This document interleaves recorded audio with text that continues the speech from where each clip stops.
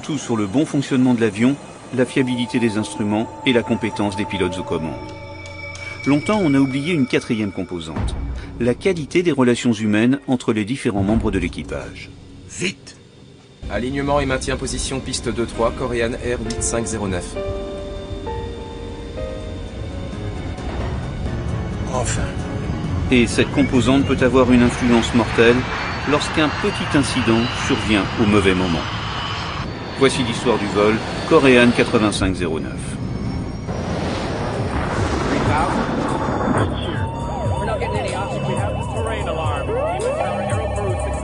We are in an emergency.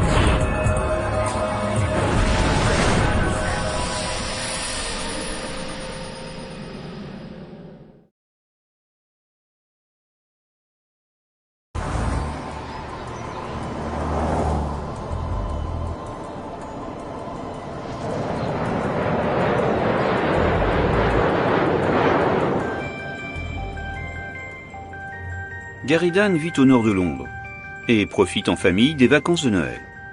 Je t'ai déjà dit que je les aime pas. On passait les fêtes de Noël en famille. On était en train de préparer nos cadeaux quand j'ai entendu l'avion survoler la maison de très près.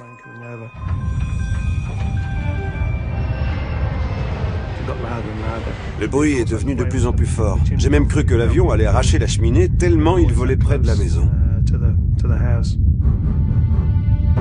Gary habite à Stansted, à 2 km de l'aéroport. Il est habitué au bruit des avions, mais celui-là est inhabituel. J'ai regardé par la fenêtre, j'ai vu l'avion survoler le quartier. Des flammes s'échappaient des moteurs.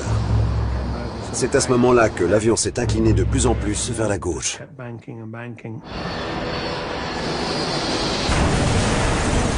Carrément sous ses yeux, un Boeing 747 de Korean Air s'écrase dans la forêt d'un village voisin. Il y a eu une énorme explosion. On a même vu une boule de feu venir dans notre direction.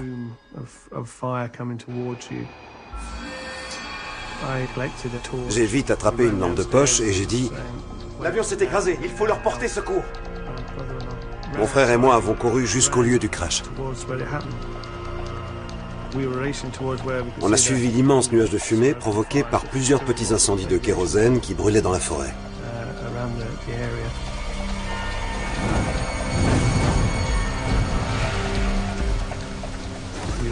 On s'est retrouvé face à un énorme cratère. Là, on s'est mis à la recherche de survivants. Y a quelqu'un? On espérait entendre un appel à l'aide. Y a quelqu'un?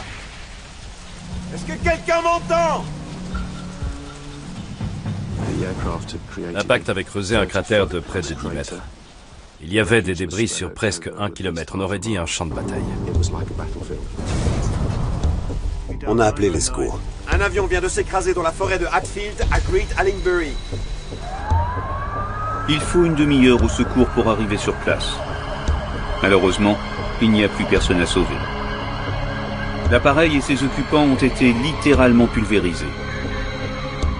Dorénavant, c'est aux hommes du bureau anglais d'enquête sur les accidents aériens d'entrer en scène.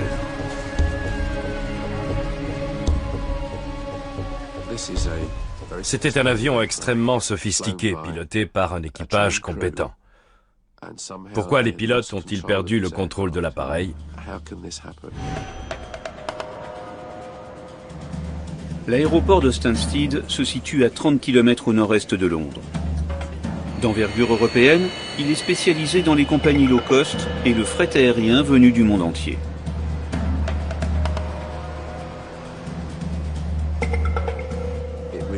L'aéroport était en pleine effervescence. Les gens faisaient la queue, embarquaient, repartaient, des familles se retrouvaient. En cette période de Noël, l'aéroport tournait à plein régime.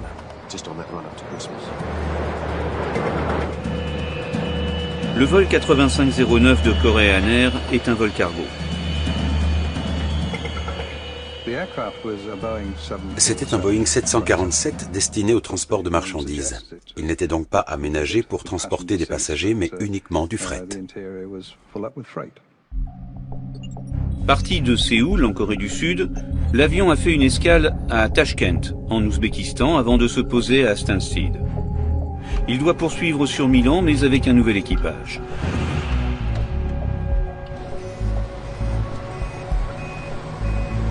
En En attendant, les techniciens chargent et déchargent une partie de la cargaison sous l'œil du superviseur.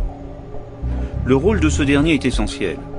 Il doit veiller à l'agencement des 63 tonnes de marchandises embarquées ce soir-là à bord du 747. Et le rangement parfait des marchandises est essentiel à l'équilibre de l'avion. Il faut charger l'avion de manière à ce que le poids soit réparti de façon homogène et sans dépasser la limite autorisée. On ne peut pas mettre toutes les caisses lourdes au fond et les choses légères à l'avant, par exemple. L'avion risquerait de basculer et de devenir très difficile à maîtriser. Ce serait très dangereux.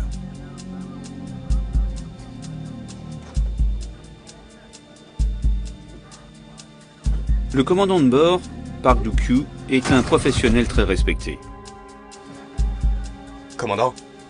Ancien colonel de l'armée de l'air coréenne, il a à son actif plusieurs milliers d'heures de vol sur 747.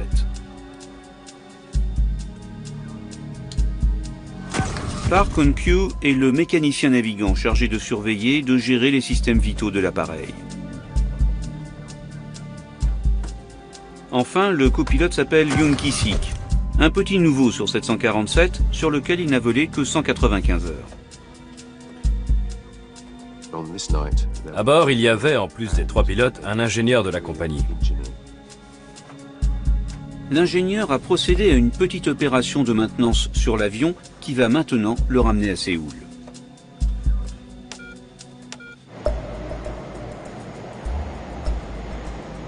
Messieurs, si notre départ se passe comme prévu, on devrait décoller à l'heure. On s'y met. Stansted ici Korean Air 8509, demandons l'autorisation de décoller pour Milan. Korean Air 8509, nous n'avons pas votre plan de vol, autorisation refusée. Bien reçu. Stansted, patientez pour le plan de vol. Pour pouvoir décoller, tout vol commercial doit avoir déposé un plan de vol. Contactez le siège et demandez-leur de transmettre le plan de vol. Vite! Stansted. L'équipage attend alors patiemment que l'équipe au sol transmette le plan de vol au contrôle aérien.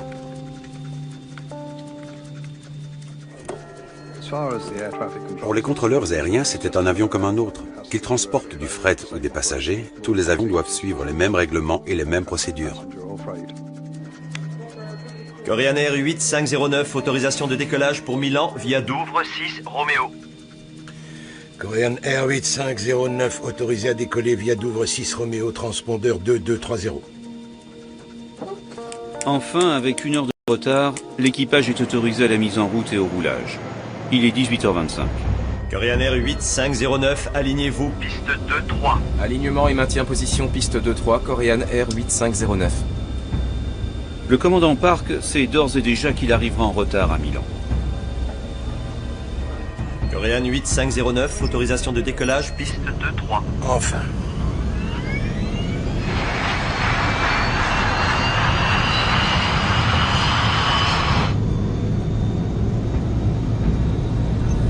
« 80 nœuds. » Reçu. V1. Rotation.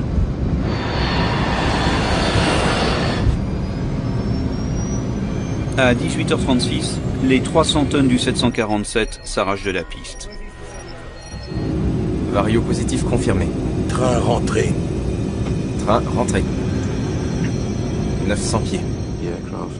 Après avoir décollé, l'avion a atteint une altitude de 2500 pieds.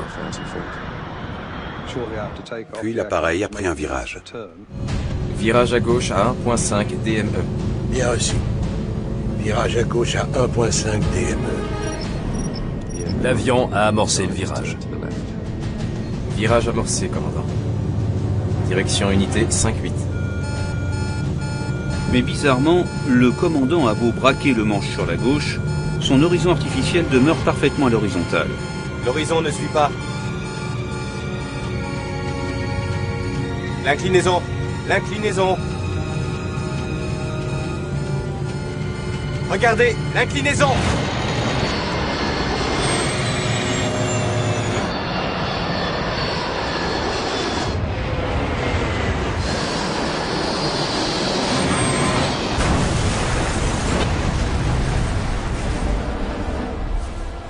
« 60 secondes après son décollage, le vol 8509 est pulvérisé.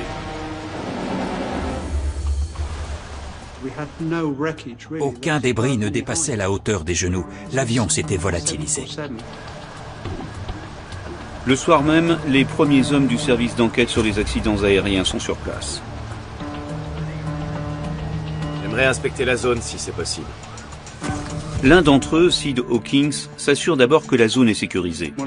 Il est très important que les enquêteurs puissent inspecter l'épave au plus vite. Mon travail était de veiller à leur sécurité. Je leur ai donc demandé de patienter, ce qui n'est jamais chose facile, le temps que j'évalue les risques potentiels. Sa première préoccupation concerne les 30 tonnes de kérosène contenues dans les réservoirs.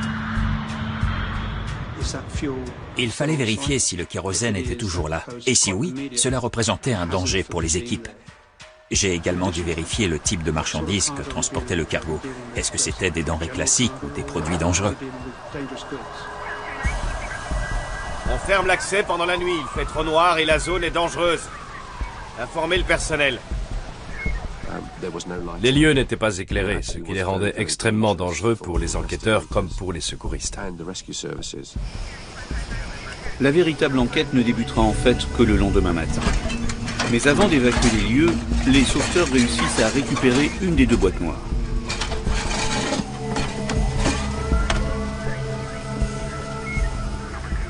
C'était une découverte cruciale, celle de l'enregistreur. Super. L'enregistreur de conversation est très important, en particulier lorsque l'équipage n'a pas survécu à l'accident. On découvre ce que les pilotes se sont dit.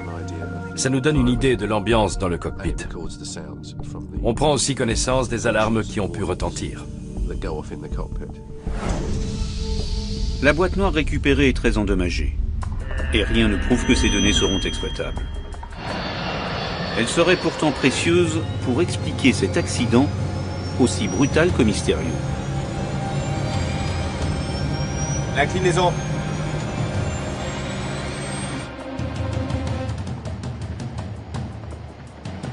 À défaut du lieu de l'accident, les enquêteurs vont inspecter la piste de décollage. David Miller est chargé des opérations. L'aéroport nous avait signalé que la piste était couverte de débris. On est donc allé voir. Sur place, il est rejoint par Steve Moss, un spécialiste en ingénierie. J'ai tout de suite pensé à ce que l'on appelle une panne moteur non confinée, c'est-à-dire une désintégration du moteur qui aurait laissé des débris sur la piste. Premier constat des enquêteurs, le décollage du 747 ne s'est pas déroulé normalement. D'autant qu'ils découvrent parmi les débris un élément terrifiant. Ça ressemblait fort à une mâchoire humaine.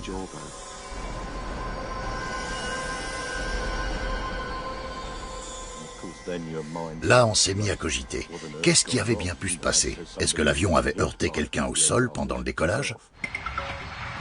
On s'est demandé s'il avait pu s'agir d'un suicide. Quelqu'un aurait pu courir vers l'avion et se jeter au niveau du moteur, ce qui aurait provoqué sa désintégration. Mais on n'avait aucune certitude. Par précaution et pour les besoins de l'enquête, les autorités décident de suspendre tous les vols sur Stansted. À la veille de Noël, la pagaille est monstre. Le terminal était plein à craquer. Il fallait absolument que l'aéroport rouvre au plus vite. Korean Airline representatives arrived at Stansted Airport this morning. They're here to talk to accident investigators, both to try to assess what's known about the crash as well as to answer questions. Et les questions sont nombreuses. D'autant qu'en 2 ans et demi, Korean Air vient d'enregistrer son 5e crash. La pression sur les enquêteurs est forte pour qu'ils éclaircissent les circonstances de cet accident mystérieux. Daylight and the remains of a 747 lying in a path of destruction on the edge of an English village. Il y avait des débris partout. Au départ, on était perdus. Il nous a fallu du temps pour trouver une logique à tout ça.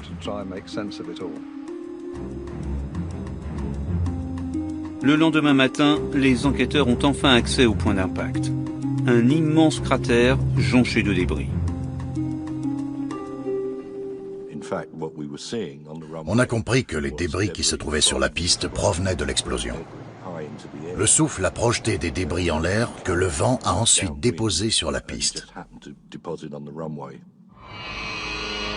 Le mystère de la mâchoire retrouvée la veille est lui aussi rapidement résolu. Après de plus amples observations le lendemain matin, il s'agissait en fait d'un morceau de plastique déformé.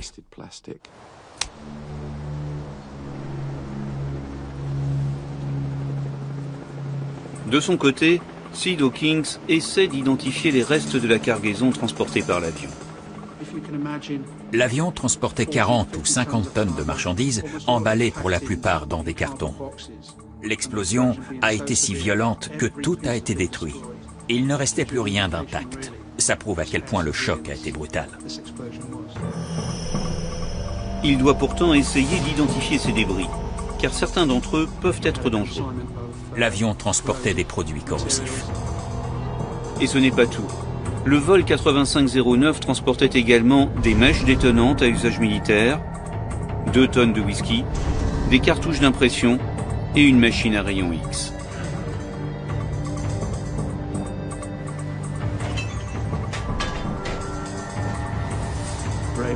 J'ai constaté que toutes les marchandises dangereuses avaient été détruites. Mais Sid Hawkins a une autre préoccupation. Certains matériaux utilisés dans la construction même de l'avion peuvent présenter des risques. Ce modèle d'avion contient de l'uranium appauvri au niveau de la queue, du gouvernail et des gouvernes de profondeur. Sur cet appareil, un 747-200, l'uranium appauvri servait de lest pour améliorer la stabilité en vol. Fort heureusement, ce matériau radioactif ne s'est pas dispersé. Du coup, les enquêteurs pouvaient se mettre au travail sans danger. La scène étant accessible, reste maintenant à comprendre ce qui s'est passé.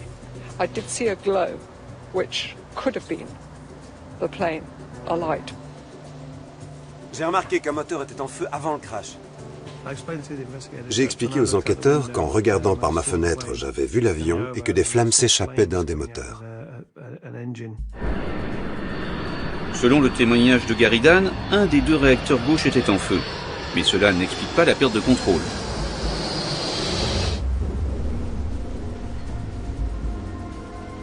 Il n'y a pas de danger. Mais soyez prudents par ici. Les enquêteurs s'interrogent. L'avion s'est-il écrasé en un seul morceau? La disposition des débris au sol est riche d'enseignements. Est-ce qu'on a bien les 2 ailes, la queue de l'avion? Est-ce qu'on a la dérive et la gouverne de direction? Oui, on avait tout ça. On en a conclu que l'avion n'avait pas souffert d'une avarie structurelle en vol. Plusieurs traces caractéristiques sont également observées sur le sol.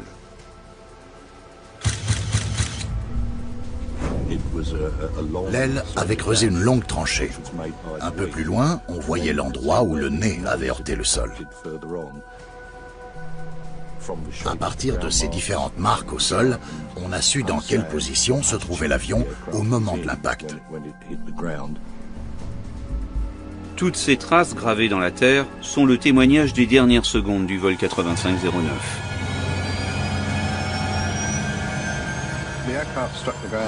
L'appareil a heurté le sol sur l'aile gauche, à très grande vitesse, le nez en piqué, et avec une puissance incroyable.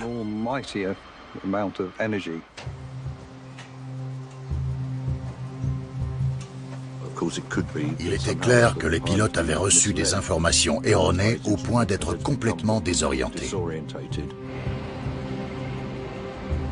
Les principaux instruments du tableau de bord sont récupérés et aussitôt expédiés pour analyse au laboratoire de la AIB. On a retrouvé des morceaux des horizons artificiels de l'avion. L'horizon artificiel indique au pilote la position de l'avion par rapport à l'horizontale. C'est un instrument essentiel au pilotage.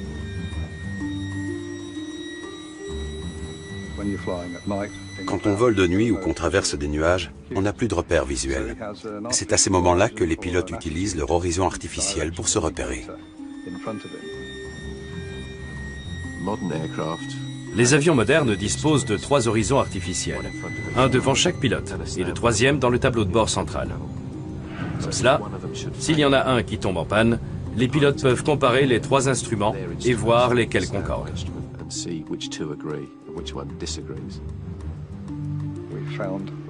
On n'a retrouvé que des fragments qu'on a fait examiner en laboratoire. Premier constat, l'horizon du commandant ne fonctionnait pas correctement.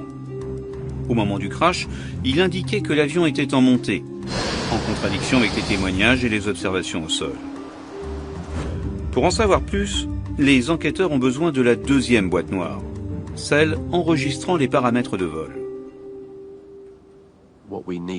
On comptait sur l'enregistreur pour connaître précisément la trajectoire qu'avait suivi l'avion. D'autres documents vont cruellement leur manquer. Les registres d'entretien de l'appareil. Les registres techniques n'étaient plus disponibles. Ils avaient été détruits lors du crash. Il aurait dû y en avoir une copie à Stansted, mais ce n'était pas le cas. Par contre, il dispose d'un témoignage, celui de l'équipage qui a amené le 747 de Séoul. Racontez-moi exactement de quelle façon s'est déroulé votre voyage. Ils nous ont dit qu'ils avaient décollé de Tashkent la veille, 2 jours, et que la météo était bonne.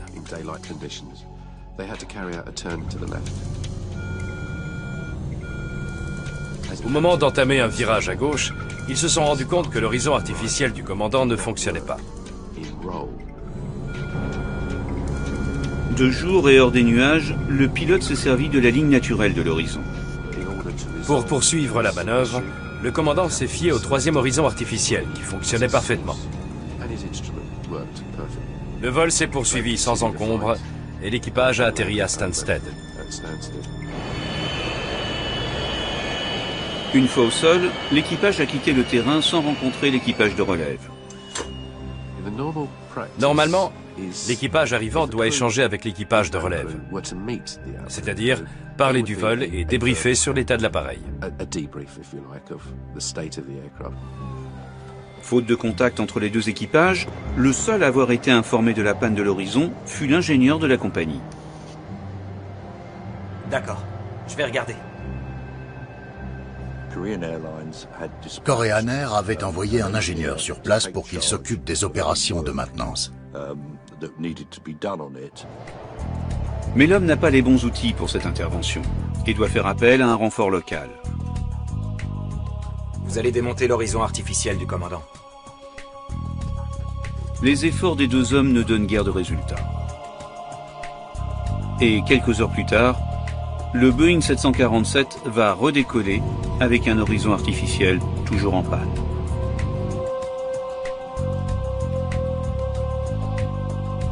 L'ingénieur coréen fait partie des victimes, mais les enquêteurs attendent beaucoup du témoignage du technicien qui l'a aidé. Il nous a expliqué qu'il avait retiré l'instrument du tableau de bord avant de déconnecter les fils à l'arrière. C'est ça qui pose problème. Vous pouvez changer la broche? Il a cru que le problème venait d'une broche endommagée à l'arrière de l'instrument. Du coup, il a remplacé le connecteur avant de remettre l'instrument dans le tableau de bord. Puis, il a testé l'appareil.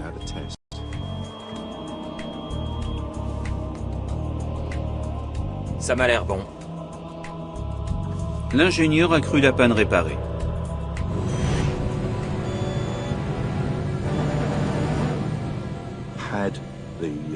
Mais est-ce qu'il avait vraiment résolu le problème? Le seul moyen de le savoir serait de retrouver la boîte noire enregistrant les paramètres techniques de l'avion. Pour la retrouver parmi les décombres au fond du cratère, on a dû mobiliser des moyens énormes. On a mis 7 jours pour la récupérer.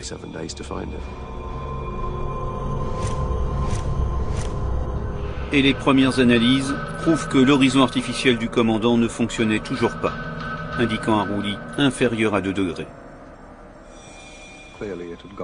L'avion avait clairement penché à un angle beaucoup plus élevé, autour de 90 degrés, puisque l'alarme s'était déclenchée.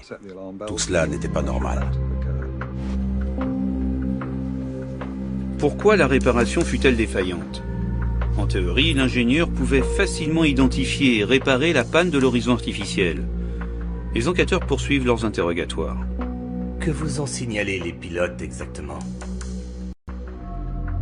Le mécanicien navigant du vol précédent a identifié la panne à l'aide d'un code précis et l'a inscrite sur le registre de maintenance de l'avion.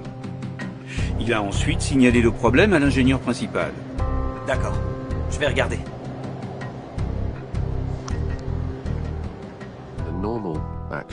Lorsqu'un équipage signale une panne, il faut regarder le code indiqué dans le registre d'entretien, puis le chercher dans le manuel de localisation des pannes qui répertorie tous les types de pannes.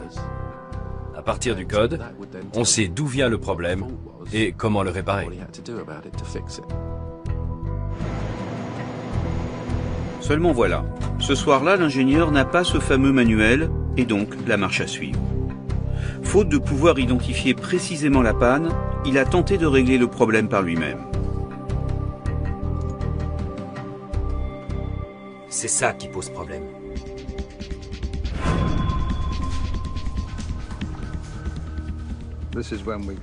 On a étudié en détail les manuels de l'avion, les manuels des différents composants et même ceux des câblages. Les enquêteurs épluchent alors la documentation sur les systèmes de navigation du 747. Et ils finissent par découvrir pourquoi l'horizon du commandant ne fonctionnait pas. Il recevait tout simplement des informations erronées. Le vrai problème se situait en amont, au niveau de la centrale inertielle. Cet appareil est capable d'intégrer tous les mouvements de l'avion pour calculer, en temps réel, son orientation et sa position. Et c'est lui qui alimente en information l'horizon artificiel. Une des centrales inertielles a été victime d'un court-circuit. L'appareil a transmis des informations erronées à l'enregistreur de données de vol, comme à l'horizon artificiel du commandant. Réparer l'horizon artificiel n'a donc servi à rien, puisque la panne concernait en fait la centrale inertielle. Ils ont pris le problème à l'envers. Vous allez démonter l'horizon artificiel du commandant. S'il avait eu accès au manuel de localisation des pannes, l'ingénieur aurait su que dans cette situation-là, il fallait remplacer l'unité de navigation principale au lieu de toucher à l'horizon artificiel. L'opération de maintenance s'est avérée complètement inutile. L'avion a décollé avec la même défaillance technique qu'à son arrivée. Les pannes d'instruments sont rares. Il n'empêche que les pilotes sont formés pour réagir en conséquence. Il suffisait au commandant de vérifier ces 3 horizons artificiels pour savoir lequel était en panne. Car la boîte noire le prouve. Les 2 autres horizons du tableau de bord fonctionnaient parfaitement.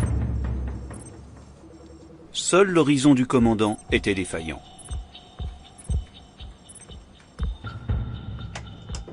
Les enquêteurs s'intéressent alors à la manière dont l'équipage a géré cette panne juste après le décollage. Pour cela, l'enregistrement de conversation dans le poste est essentiel. Commandant. Et coup de chance, les techniciens, non sans mal, réussissent à faire parler la boîte noire.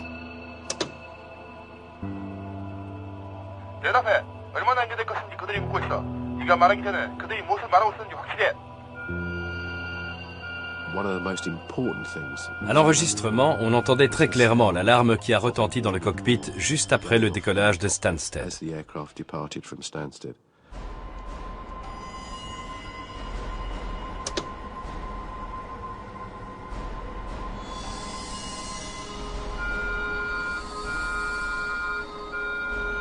D'emblée, le plus étonnant est la très faible réactivité de l'équipage. Ils ont complètement... Personne n'a évoqué la panne de l'horizon artificiel. L'alarme leur signale la défaillance d'un de leurs horizons artificiels. Un simple regard aux 3 horizons permet de détecter l'instrument en panne. Mais le commandant semble ne pas réagir.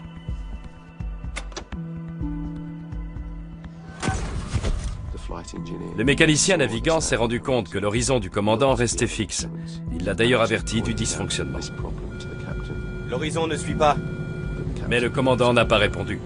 Il n'a pris aucune décision. plus étonnant.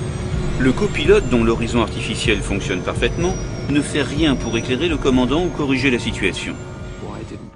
Comment se fait-il qu'il n'ait rien dit? Il était pourtant en train de vivre ses derniers instants. Il a vu que l'horizon artificiel ne fonctionnait pas bien, l'alarme s'était même déclenchée, pourtant il n'a rien dit. L'inclinaison! L'inclinaison!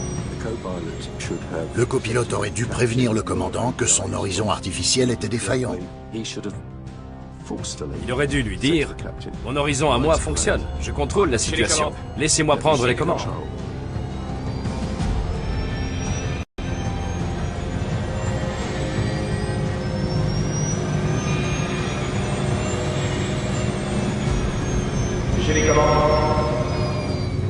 Le commandant aurait dû lui répondre « D'accord, vous avez le contrôle. » Mais le copilote n'a rien dit. Quant au moteur en feu, décrit par les témoins au sol, d'après les boîtes noires, il n'a existé que dans leur imagination. Rien n'indique qu'un incendie s'était déclaré à bord. Si ça avait été le cas, une alarme aurait retenti, une alarme reconnaissable entre toutes. Or, ce n'est pas ce qu'on entend sur l'enregistrement. L'absence de fiabilité des témoignages ne surprend pas vraiment l'enquêteur.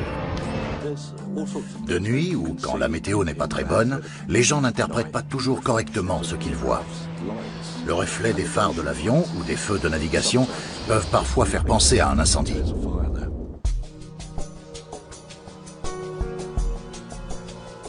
Reste qu'en l'état, les enquêteurs ne comprennent toujours pas comment une simple panne d'horizon artificiel a pu mener à une telle catastrophe.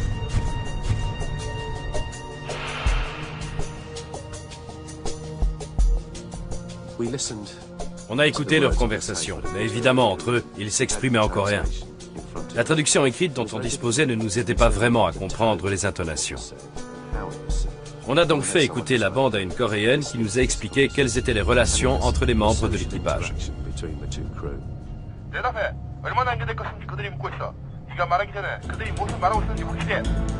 Premier constat. Avant même le décollage, le commandant est déjà très énervé par son heure de retard. Korean Air 8509, veuillez préciser votre retard. Répondez. On nous demande combien de retard on va prendre. Soyez sûr de comprendre ce qu'on vous dit avant de répondre. Stansted, autorisation en attente d'un nouveau plan de vol pour Milan.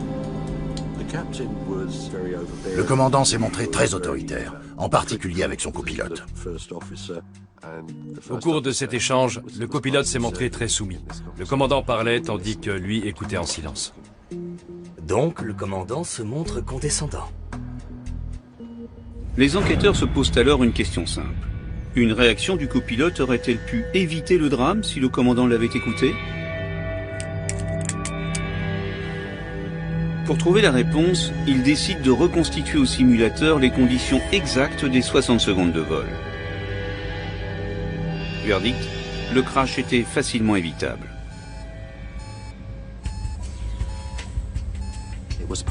Il était encore possible de stabiliser l'avion à 500 pieds du sol, à une vitesse de 260 nœuds et malgré une inclinaison de 80 degrés. Si seulement l'équipage avait compris ce qui se passait, ils auraient peut-être frôlé le sol, mais l'impact aurait pu être évité.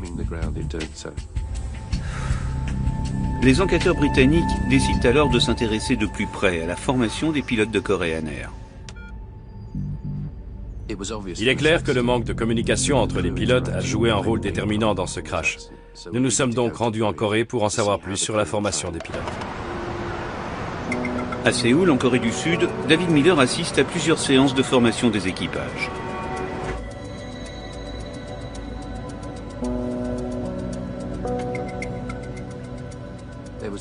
On sentait une hiérarchie très forte entre les pilotes.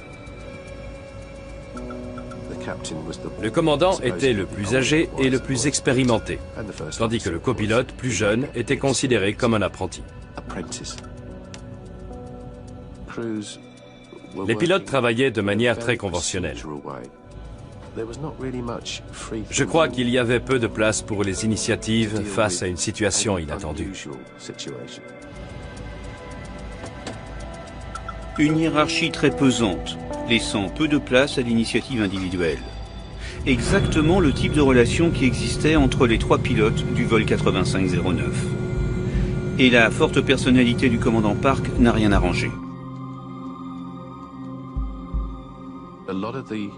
Les commandants de bord de Korean Air avaient pour la plupart démarré leur carrière dans l'armée. Le commandant était un ancien colonel, pilote de chasse émérite de l'armée de l'air coréenne. Dans la culture coréenne de l'époque, ces pilotes ne pouvaient, en quittant l'armée, qu'obtenir un poste de niveau égal à celui qu'ils avaient occupé alors.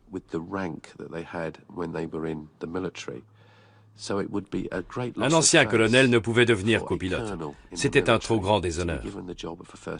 Il fallait qu'il devienne directement commandant. Et Park Do-kyu n'a pas échappé à la règle.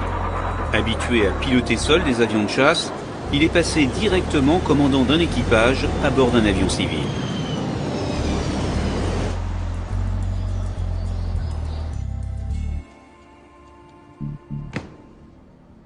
Au bout du compte, pour les enquêteurs, la cause principale de l'accident tient à la très mauvaise communication dans le poste de pilotage entre le commandant de bord, le copilote et le mécanicien navigant.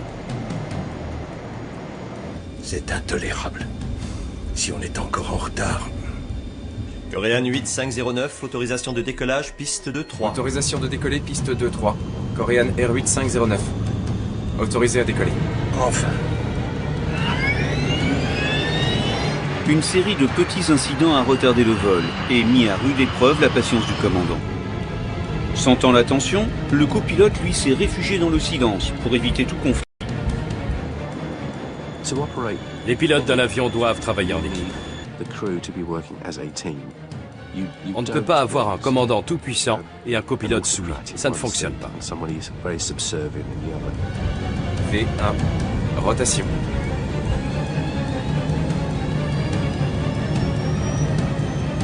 Vario positif confirmé. Train rentré. Train rentré. Chaque membre d'équipage doit être libre de s'exprimer et de donner son avis, quitte à se montrer critique sur ce que fait l'autre. Lorsque le commandant a entamé ce virage sur la gauche, il a forcément vu que son horizon artificiel ne réagissait pas. Ça l'a sûrement beaucoup étonné. Il a dû se demander ce qui se passait. Mais il a tout de même continué à virer et à augmenter le degré d'inclinaison. L'inclinaison! L'inclinaison! Le mécanicien navigant a bien prévenu le commandant que l'inclinaison de l'appareil devenait trop forte. Mais ce dernier n'a pas réagi. À vrai dire, il avait reçu un blâme quelques mois auparavant pour ne pas avoir respecté une procédure de départ aux instruments. Je crois que pour lui, ce qui comptait par-dessus tout lors de ce vol, c'était de suivre à tout prix la procédure pour éviter d'être à nouveau réprimandé. De nuit dans les nuages, sans référence visuelle extérieure, le commandant n'a pas compris qu'il s'engageait dans un virage trop prononcé.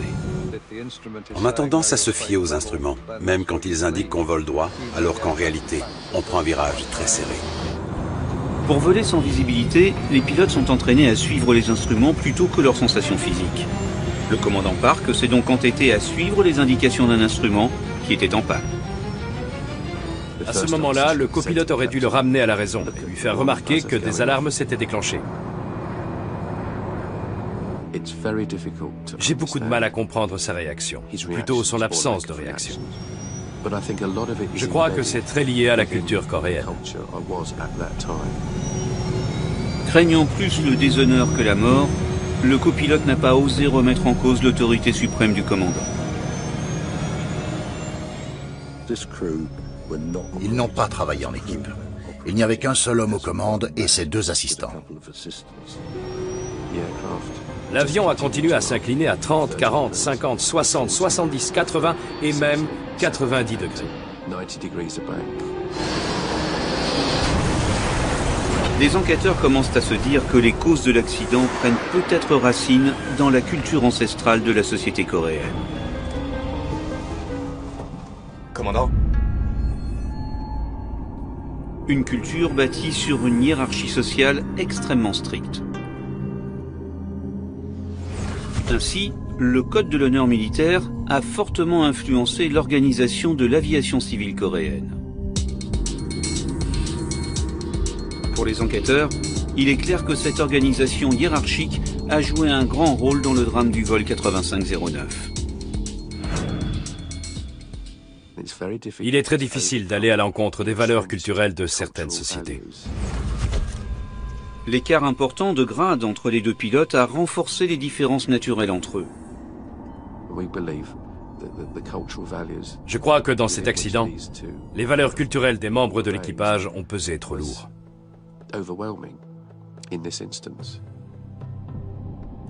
Bref, les différences entre les deux hommes étaient trop importantes pour qu'ils puissent être efficaces ensemble. 2 ans et demi plus tôt, un autre 747 de Korean Air s'était écrasé sur une île du Pacifique Sud, tuant plus de 200 personnes. La compagnie traversait une mauvaise passe.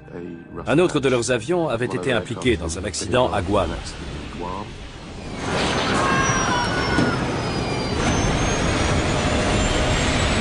Là encore, la hiérarchie et la mauvaise communication entre les pilotes avaient fortement contribué au crash. Leur réputation en avait beaucoup pâti. L'accident du vol 8509 n'a rien arrangé.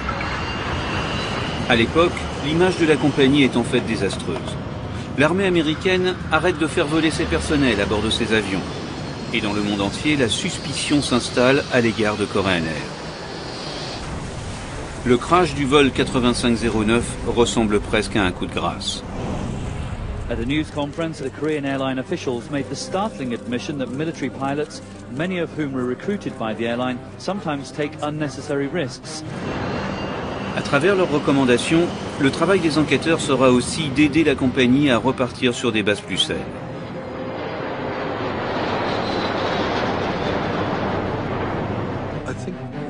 Je crois que chaque accident nous donne une leçon que l'on doit absolument retenir si l'on veut renforcer la sécurité aérienne. Les enquêteurs britanniques ont fortement conseillé une remise à plat de la formation des pilotes coréens, en tenant compte des spécificités culturelles. Et ils furent entendus par Korean Air, qui a revu en profondeur la formation de ses pilotes et a développé une véritable culture du travail en équipe.